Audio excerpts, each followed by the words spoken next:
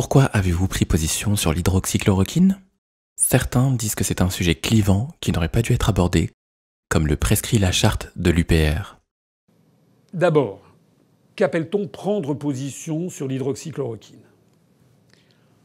Pour ma part, je ne suis pas allé voir le professeur Raoult à Marseille, comme l'a fait le président de la République Emmanuel Macron. Je n'ai pas fait non plus comme Mélenchon, qui a appelé personnellement le professeur Raoult en lui affirmant publiquement son soutien. Je n'ai pas fait non plus comme Nicolas Sarkozy, Marine Le Pen, Ségolène Royal, Nicolas Dupont-Aignan, Philippe Douste-Blazy, Christian Estrosi, Florian Philippot et j'en passe, qui ont tous apporté leur soutien plus ou moins discrètement, toujours au professeur Raoult. Le problème, c'est que lorsque tous les responsables politiques prennent parti sur une telle affaire, d'une telle actualité brûlante, je n'allais quand même pas ne rien dire. Je n'allais pas répondre en tout et pour tout qu'il fallait faire un référendum sur l'usage de l'hydroxychloroquine. Car il s'agit d'une question d'actualité, éminemment conjoncturelle.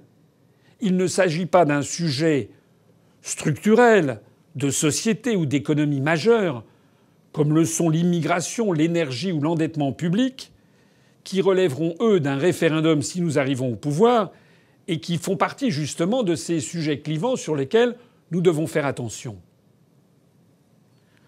Alors moi, qu'est-ce que j'ai fait? Eh bien, conformément à notre éthique à l'UPR, ce que j'ai fait, c'est d'examiner toute cette affaire avec le plus grand sérieux et sans parti pris.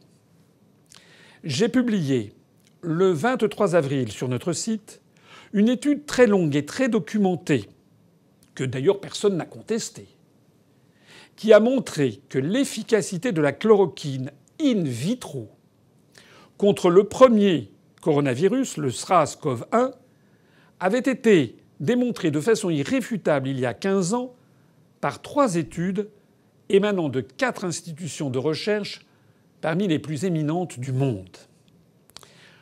J'en ai tiré la conclusion que les chercheurs chinois qui ont publié une étude le 17 février 2020 s'étaient très probablement inspirés de ces études pour avoir l'idée d'utiliser de l'hydroxychloroquine pour lutter in vivo, cette fois-ci, contre le nouveau coronavirus SRAS-CoV-2 qui partage plus de 80% du génome du SRAS-CoV-1.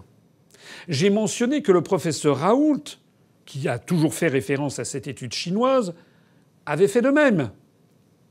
En d'autres termes, j'ai eu une position nuancée et précise. Et j'ai été le seul, je crois, en tout cas l'un des premiers sur la scène politique française, à insister sur le fait que le débat sur l'hydroxychloroquine était devenu quelque chose de délirant, qu'il ne pouvait pas se réduire à une polémique, à un référendum pour ou contre le professeur Raoult. J'ai toujours insisté sur le fait que des dizaines de pays et des centaines de médecins avaient aussi recours à ce médicament, éventuellement jumelé à de l'azithromycine ou à un macrolide, pour tenter de traiter la Covid-19 à titre prophylactique ou juste après l'infection. D'ailleurs, au cours de la dernière vidéo que nous avons mise en ligne il y a quelques jours, j'ai dit ce que je crois juste, et qui est, je crois, juste, à savoir que toutes les études et tous les témoignages existants sur le recours à l'hydroxychloroquine pour le traitement de la Covid-19, quelle que soit leur qualité ou leurs défauts conceptuels par ailleurs, eh bien toutes ces études et tous ces témoignages concluent au fait que l'efficacité de ce médicament contre la Covid-19 va de 0 à très bon, voire excellent. J'ai donc indiqué qu'il paraissait raisonnable de faire comme font l'écrasante majorité des pays du monde. La Chine, la Corée, la Russie, le Brésil, les pays du monde arabe, les pays d'Afrique, l'Inde, voilà, et un certain nombre de pays d'Europe, c'est-à-dire d'avoir recours à l'hydroxychloroquine avec éventuellement l'azithromycine, bien entendu sous contrôle médical et en respectant les posologies, mais que tout ceci paraissait raisonnable puisque, au pire, les études montrent que ça n'a aucun effet Et au mieux, que c'est très bien. Et puis, j'ai compté parmi les premiers à critiquer et véhémentement la publication par le magazine Lancet de cette étude mirobolante qui se démarquait des autres par son alarmisme extraordinaire, qui annonçait que l'administration de l'hydroxychloroquine provoquait plus 30% de décès du fait de crise cardiaque.